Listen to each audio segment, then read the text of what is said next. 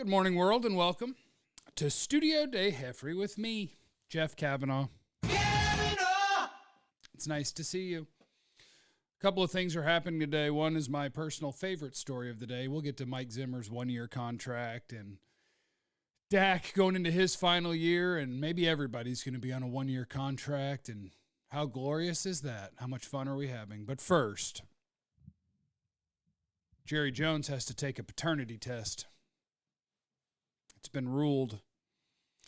And I got to tell you, if it turns out that Jerry Jones has had a child outside of wedlock, I will be disappointed, stunned, that a pillar of the American economy and community, like a pro sports owner, team owner of a professional sports team, the most popular one, most valuable one, could be unfaithful to someone. That would stun me and rock me to my core. How are we supposed to exist as a society when the finest of us might not be doing right all the time? Sinning, if you will. So we'll keep track. Happy cotton swab day, or however they do a DNA test. Leave in the comments, how do they do this? Are they going to send Jerry with a hustler into the potty? I'm sure they just go, yeah, check it out. Let's see. We'll see. Best of luck to all parties involved. And what positions do you think Alexandra is going to want to draft if she becomes team owner? Anywho, a story that came out today, Michael Gelkin of the Dallas Morning News. Thank you, Michael. Sweet man. Great beat writer. Mike Zimmer's on a one-year contract. And I got to tell you, don't care. For the most part, don't care. Can I tell you the one thing? Because I'm going to combine Mike Zimmer with something else that was in the news in the last 24 hours, which is every year the NFLPA, the NFL Players Association, has a survey where players basically grade their teams on how all their things are. Mike McCarthy got an A. Sup? We like our head coach. Kind of, for the most part. And the one place that the Cowboys graded out as suck was training room and training staff. And so in a roundabout way, I'm going to put that with Mike Zimmer. I like the Mike Zimmer hire. So it'd be hypocritical to just be like, oh my God. But I could tie it in this way. He's on a one-year contract because he was a coach that was available and willing to sign a one-year contract. And do you think you could have signed a hot name on the market in the DC world, which I'm sorry, I'm better at offensive names than defensive, to a one-year contract? No, of course not. No. And there's no salary cap for coaching staff. There's no salary cap for the buildings you can build or the support staff that you can hire. The fact that the Cowboys don't get an A++ on everything having to do with facilities or staff or whatever means they can't look you in the face and say that they're doing literally everything they can to win a championship. If you're doing literally everything you can to win a championship, you'd have the best of the best in everything that doesn't have to do with the players on the team. Because there's a salary cap, right? That part's supposed to be fair. But you should have the best staff, the most extensive everything. If it just kills you, all I care about is I want to be the best. I want to attract all the players. I want everybody to want to be a Cowboy.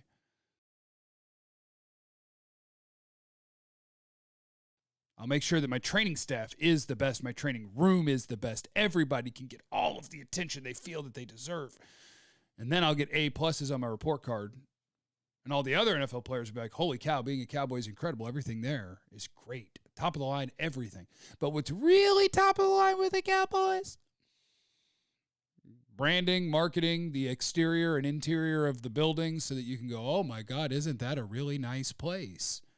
But the details are what matter in a championship organization, and the Cowboys just look good. Doesn't that very much line up with the Cowboy brand? Yes, we have the star. Oh my God, it's amazing. Players say our locker room is an A+.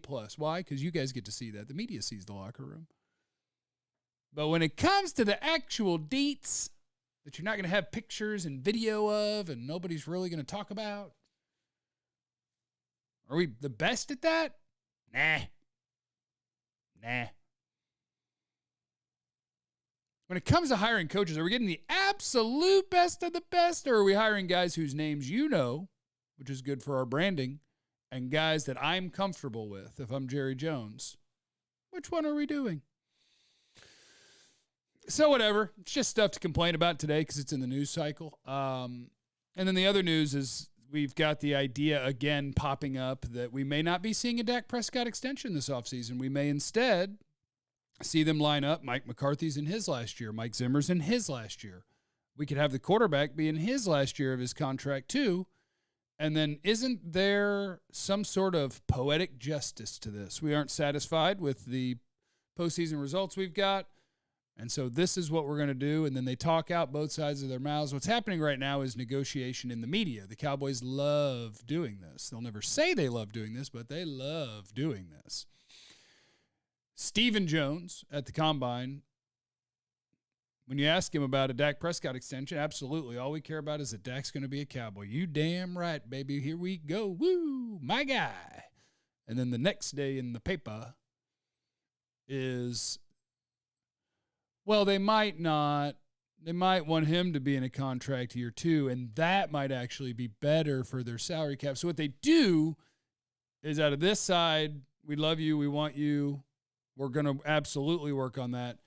And then out of this side, all the things we want your agent, Dak, Todd France, to read about, but we don't need to, and we might not want to, and we could go a different route that might make more sense for us because Jerry loves the game, the negotiating game. He sucks at it, but he loves it. He's having a great time. It's like, hey, go tell him we love him and we want him and he's the best. Go tell him. And then read the paper tomorrow where I'm going to kind of go a different direction. Without direct quotes, but I'll go a different direction with it.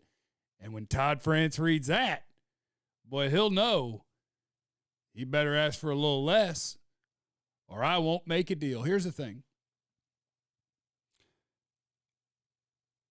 The Cowboys front office could be disappointed enough with postseason results that they're wondering. It's hard to make the logical case here because what you're dealing with would be a front office that's disappointed that you've had so much regular season success and not enough postseason success, right? That makes sense. Everyone agrees with that. Winning 12 games a year is great. Being in the mix is great. Getting into the postseason all the time is great. But now what? I want to do more. I want to win more. I want to win more playoff games. I want to do all of the things. And so if you would just be looking at it and saying, I don't think it can work like this with that. I don't think this works. I don't think we can win like this. The problem is the next step. Because the next step is, all right, so how can we win? And you would be drawing a bar somewhere on, like, how many franchise quarterbacks are there in football? It's Mahomes, no doubt, right? And then are there 2 more, no more, 5 more? And then what number? Because if there's 6 or 7 more, you're going to get to Dak's name, but you're saying, no, we can't win with that, so we need to find better. The odds of finding better in any given year are near zero. So it would just be the idea that we are going to Kyle Shanahan this thing, but I don't have Kyle Shanahan. So it gets real tough. And if you did not extend Dak Prescott in this offseason, this is what Todd France's face would look like. Because then what that would mean is that instead, they just take some money from this year and they move it into the 2 fake years on Dak's deal, or they add 2 more, whatever. Because that way they can save their $18 to $22 million to spend on players, which is fine. I got no problem with doing that if you want to do that. But then on the back end of that, where what the Cowboys are selling in the paper right now, this morning, is that it might be better for us next year to do an extension with Dak. Problem with that is that means you didn't do one this year, which means you didn't meet their demands this year, which means as an agent, he's going to look at Jerry and them and be like, that's cool, because you know what we're going to do is we are going to wait, obviously. You had us play out our last year, so we're not going to sign an extension before free agency starts. We're going to hit free agency. And the day that new league year starts, that we hit free agency.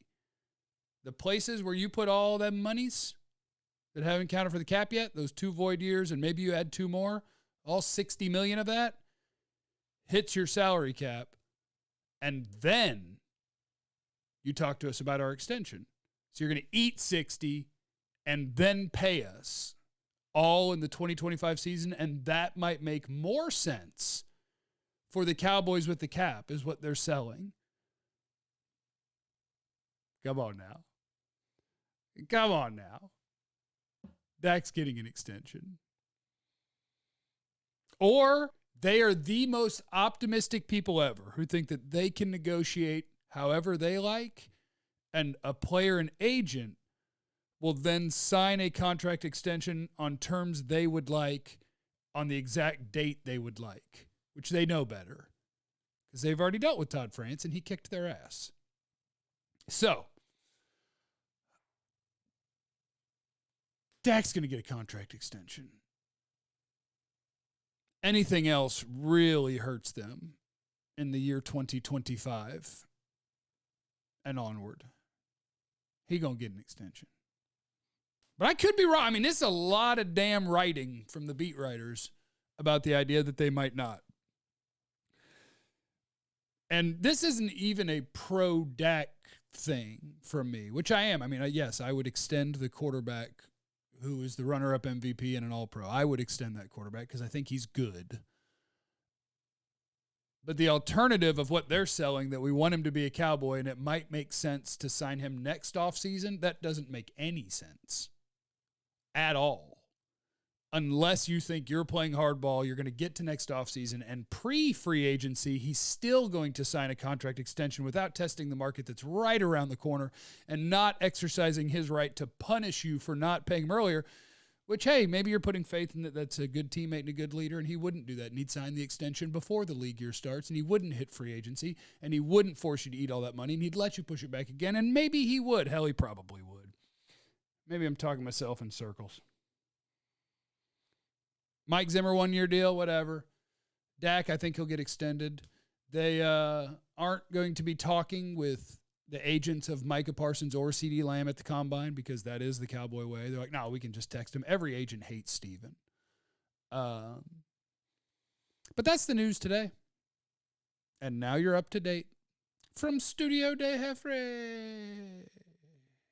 Remember, you have no idea what anyone's going through. So be cool to everyone.